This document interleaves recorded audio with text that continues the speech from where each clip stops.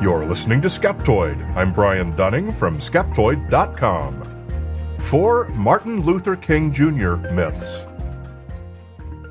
Welcome to the show that separates fact from fiction, science from pseudoscience, real history from fake history, and helps us all make better life decisions by knowing what's real and what's not. On Martin Luther King Jr. Day, there are a few things you're sure to hear. One is excerpts from I Have a Dream, one of the most famous speeches in world history. Another is perspectives on his life and what he worked for. Another is the purpose of the day, which is to reflect on the principles of racial equality and nonviolent social change espoused by Dr. King. And a fourth one, especially if you go onto the internet, is misinformation about him. Myths about Martin Luther King Jr. are spread by harmless ignorance, by deliberate racists, and by lazy repeaters. Today we're going to have a look at 4 of the most popular, and thus arm ourselves to recognize them when we see them, and not become a part of the problem. Myth number 1.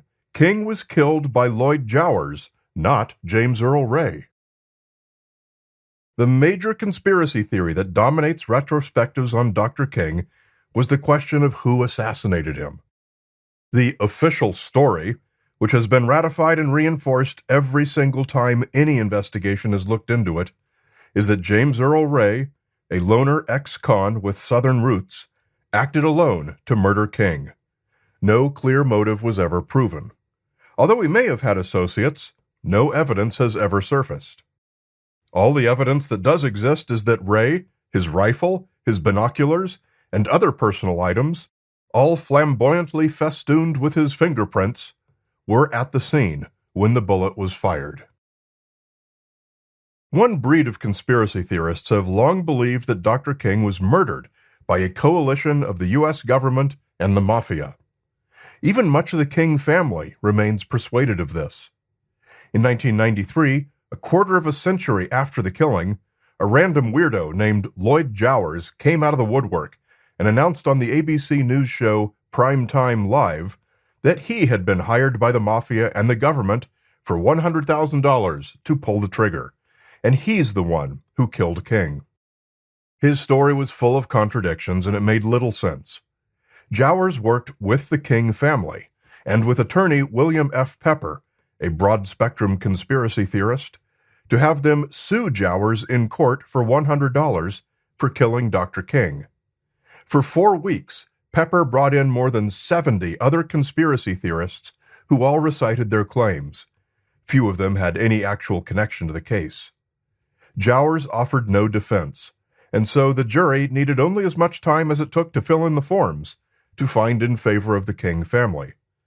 Jowers paid the $100, then promptly died. Conspiracy theorists have pointed to this judgment as legal proof that James Earl Ray was innocent. But of course it doesn't prove anything at all, except that it's not all that difficult to abuse the court system. Myth number 2. King was a Republican. Every year when Martin Luther King Jr. Day comes around, there's one thing you're almost certain to see: some paid advertisement claiming that Dr. King was a Republican. Was he? Well, obviously no, but it's also not as simple as that. King's father, often called Daddy King, was indeed a Republican in the early and mid-20th century, but became a Democrat later.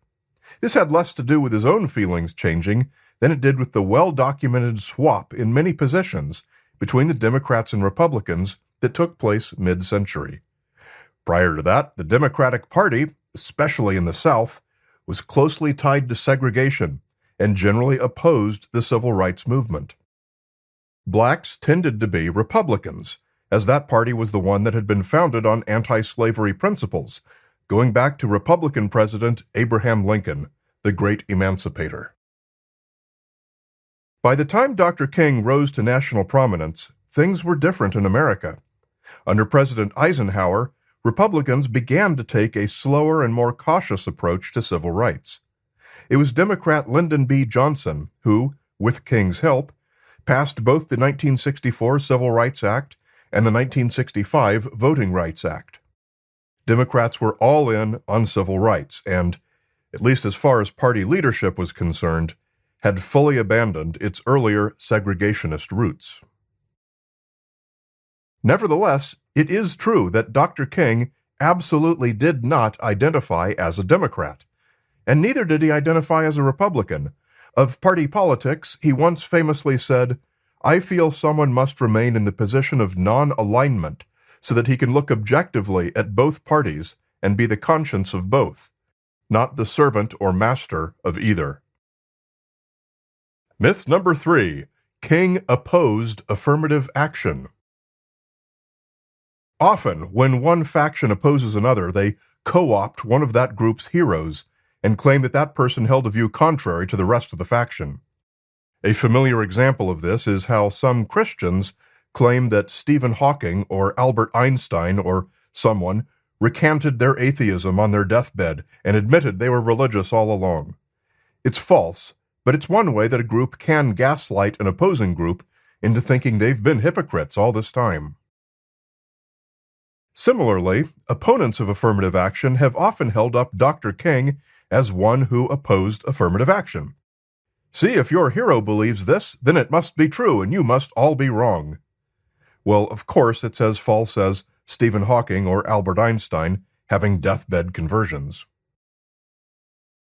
The view that Dr. King opposed affirmative action has been notably advanced by conservative activist Dinesh D'Souza in a deceptive effort to dissuade liberals against the policy. D'Souza has described Dr. King as having views similar to those of Supreme Court Justice Clarence Thomas, who is black and who openly opposes affirmative action on the basis that true advancement for blacks in America comes from personal merit, not from outside help. Thomas's may be a minority view within the civil rights movement, but it is one view. Consider the famous line from Dr. King's speech. "I have a dream my 4 little children will one day live in a nation where they will not be judged by the color of their skin, but by the content of their character." It is not unreasonable to interpret this as meaning that blacks should be neither impeded nor assisted based on the color of their skin. The content of their character is the tool they should use to either progress or to stagnate. However, such an interpretation of "I Have a Dream" ignores the entire context of Dr. King's work.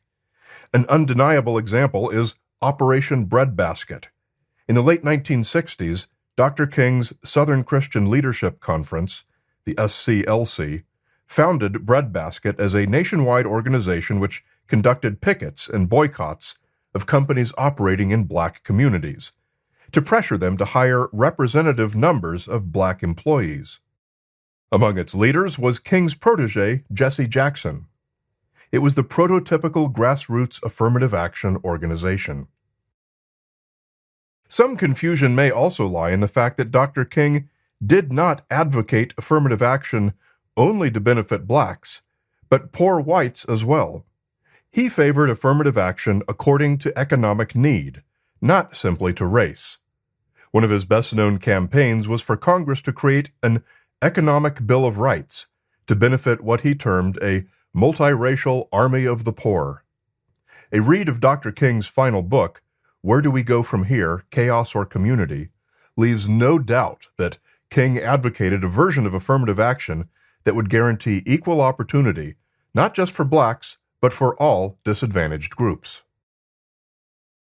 This policy of "to each according to his need" rings with echoes of Karl Marx, and it's well known that King had deeply studied Marxism, and while he ultimately rejected Marxism and the label of socialist, he was drawn to its model of what he termed economic justice. Recall that during the American Civil War, Marx had corresponded with President Abraham Lincoln, in the hope of driving the war to evolve into a communist revolution.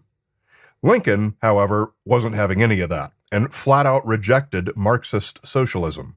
But both men were in agreement that the termination of slavery was essential. Marx, because that would elevate the labor class, and Lincoln, out of basic human morality. Dr. King embraced both motives and founded his model of non-racial affirmative action on both humanitarian and economic principles. Myth number 4. King's birth name was Martin Luther King Jr. Sure enough, one of the most famous names in the world was not always his name. Dr. King's birth certificate shows his name simply as Michael King, no middle name, and no junior. His father, Daddy King, was also Michael King, with no known middle name. Michael King Sr. was the senior pastor of Ebenezer Baptist Church in Atlanta, Georgia. In 1934, he attended the Baptist World Alliance Congress in Berlin, Germany. Hitler had been appointed Chancellor of Germany and was in the midst of rising to Führer. The Congress toured sites associated with Martin Luther, the German theologian and architect of the Protestant Reformation. When King Sr. returned to Atlanta, he was said to be a changed man. He began to use the middle name Luther and was often known as ML King, though still Mike to his friends.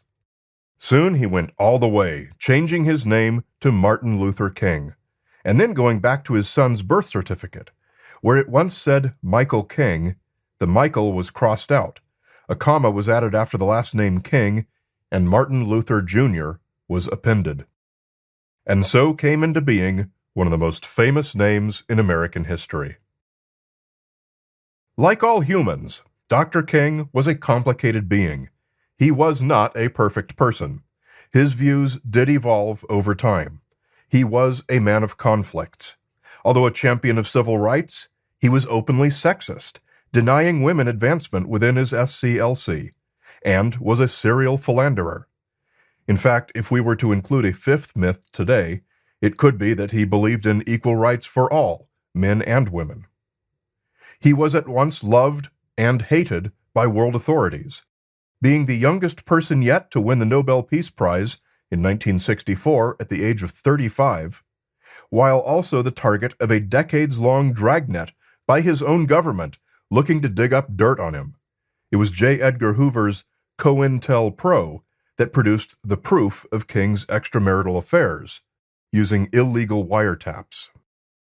And so, while you might not be able to encapsulate him, you may not be able to say any one thing about him that was always true, you can always make up falsehoods about him. And every year, racists and opponents of what Martin Luther King Jr. stood for will always do just that. We continue with one more that's not a myth, it's the factual account of how J. Edgar Hoover's FBI once tried to get King to kill himself, in the ad-free and extended premium feed.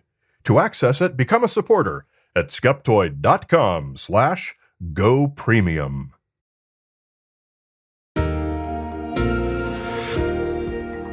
A great big Skeptoid shout-out to our premium supporters who make Skeptoid possible with their monthly micropayments. McKenna CPEC, Doug K1DUG, give him a jingle on his call sign. I've cut it 3 times and it's still too short. And Kurt Steggy. If you hear me give these shout-outs every week and are wondering how to get your own, it's easy. Just log into the members portal on Skeptoid.com and click on the menus to find shout-outs and stories. All you do is put whatever you want me to say into the box and save it, and it goes into the rotation and comes out in an episode. I'll even send you an email telling you which show it'll be in. So do that. It's lots of fun. Skeptoid.com/members. I hope to shout you out soon. You're listening to Skeptoid, a listener-supported program. I'm Brian Dunning from Skeptoid.com.